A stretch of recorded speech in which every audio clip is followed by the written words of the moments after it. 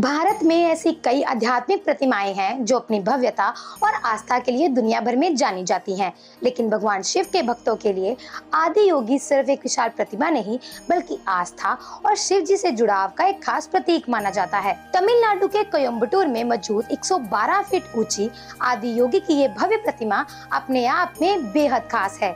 इसकी विशालता और दिव्य स्वरूप को देखने और यहाँ की आध्यात्मिक ऊर्जा को महसूस करने के लिए लोग देश ही नहीं बल्कि दुनिया के अलग अलग हिस्सों से यहाँ आते हैं।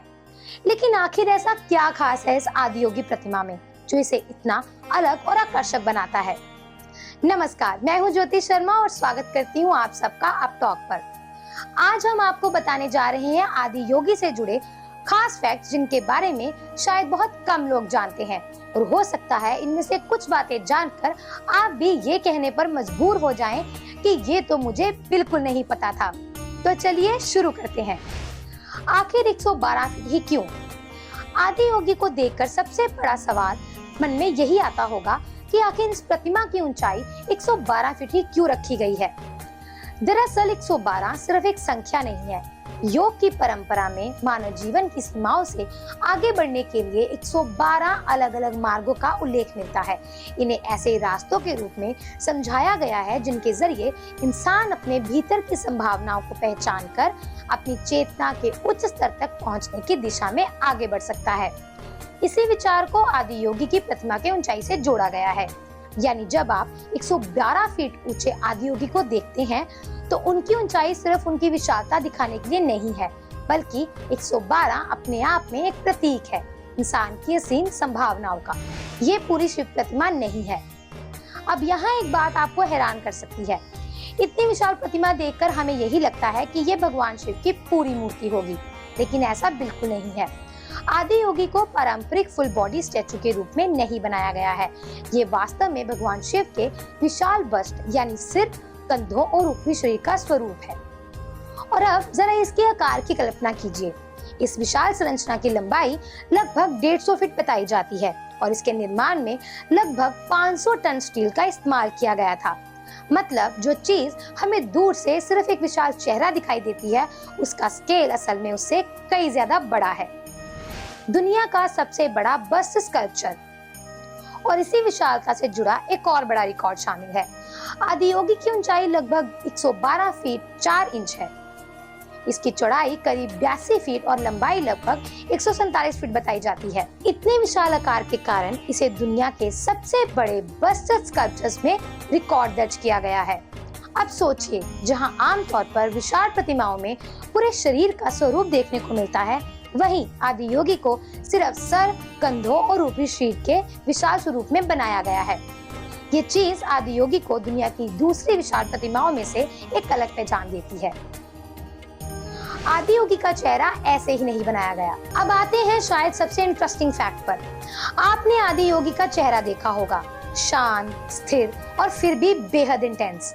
लेकिन क्या आपको पता है इस चेहरे का डिजाइन सदगुरु जी ने स्वयं किया था? इस चेहरे के फाइनल डिजाइन तक पहुंचने में लगभग 2.5 साल का समय लगा। इस दौरान चेहरे की जियोमेट्री, प्रोपोर्शंस और एक्सप्रेशंस पर लगातार काम किया गया ताकि उसमें एक साथ स्थिरता, जीवन की ऊर्जा और एक खास इंटेंसिटी दिखाई दे। यानी आदि योगी का चेहरा सिर्फ एक विशाल चेहरा बनने के लिए डिजाइन नहीं किया गया था, बल्कि इसके हर फीचर्स के पीछे एक खास सोच और लंबी डिजाइन प्रोसेस थी। और शायद यही वजह है कि आदि योगी के चेहरे को देखने पर लोगों को उनमें सिर्फ विशालता नहीं बल्कि एक अलग तरह की प्रेजेंस भी महसूस होती है। गले की रुद्राक्ष माला भी है बेहद खास। अब जरा आदि योगी के गले पर ध्यान दीजिए। आपको वहाँ विशाल रुद्राक्ष की माला दिखाई देगी, लेकिन क्या आपको पता है कि इस माला में कितने रुद्राक्ष बताए जाते हैं? 1 लाख से भी ज्यादा। जी हाँ, आपने बिल्कुल सही सुना। इस विशाल माला में कुल 1,08,000 रुद्राक्ष होने की जानकारी दी जाती है। अब जरा सोचिए, जिस माला का एक एक रुद्राक्ष हमारे लिए इतना छोटा होता है, उसी रुद्राक्ष को जब इतने बड़े स्केल पर आदि योगी के गले में दर्शाया गया है तो वह पूरी प्रतिमा का एक बेहद स्ट्राइकिंग हिस्सा बन गया है। यानी आदि योगी की विशालता सिर्फ उनके चेहरे पर और शरीर तक सीमित नहीं है, उसके छोटे छोटे प्रतीकों को भी विशाल रूप दिया गया है। आदि योगी के आसपास 621 त्रिशूल। अब एक और डिटेल जिस पर शायद बहुत कम लोगों का ध्यान जाता है, त्रिशूल भगवान शिव से जुड़ा एक बेहद महत्वपूर्ण प्रतीक माना जाता है। यहाँ इन त्रिशूलों से जुड़ी एक खास परंपरा भी मान्य है, जिसके तहत श्रद्धालु इन पर काला वस्त्र अर्पित कर सकते हैं। तो जब आप आदियोगी की तस्वीर या वीडियो देखें तो सिर्फ उस विशाल चेहरे को मत देखिए, उसके आसपास मौजूद इन सैकड़ों त्रिशूलों को भी जरूर गौर से देखिएगा। तभी आपको समझ आएगा कि इस पूरे स्थान को कितनी सारी प्रतीकात्मक चीजों के साथ तैयार किया गया है। यहाँ सिर्फ आदियोगी की प्रतिमा ही नहीं है, एक और चीज है जो इस जगह को और खास बनाती है।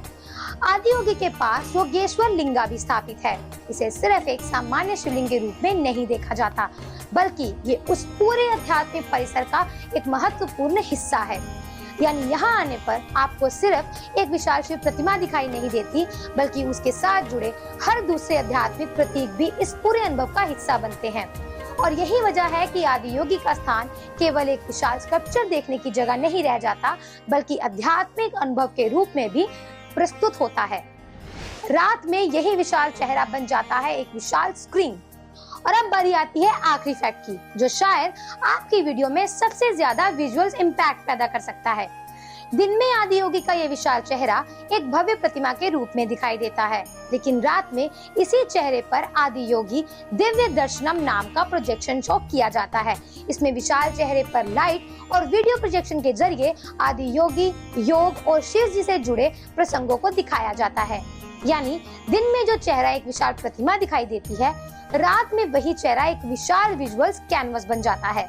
और जब इतने बड़े चेहरे पर रोशनी और प्रोजेक्शन दिखाई देते हैं तो उसका पूरा अनुभव बिल्कुल अलग हो जाता है। तो अगली बार जब आप कोयम्बटूर के आदियोगी को देखें तो सिर्फ ये मत सोचिएगा कि वह कितनी बड़ी प्रतिमा है, क्योंकि इसके पीछे सिर्फ इसकी विशालता की कहानी नहीं है। 112 फीट की ऊंचाई, विशाल बस्ट का अनोखा डिजाइन, सालों में तैयार किया गया चेहरा, 1,08,000 रुद्राक्षों की माला, 621 त्रिशूल, योगेश्वर लिंगा और रात में होने वाला प्रोजेक्शन शो, इन सब चीजों को मिलाकर आदियोगी सिर्फ एक विशाल प्रतिमा नहीं रह जाता, बल्कि आस्था, प्रतीकों और योग से जुड़ी एक ऐसी जगह बन जाता है जिसमें हर डिटेल के पीछे एक अलग कहानी छिपी हुई है।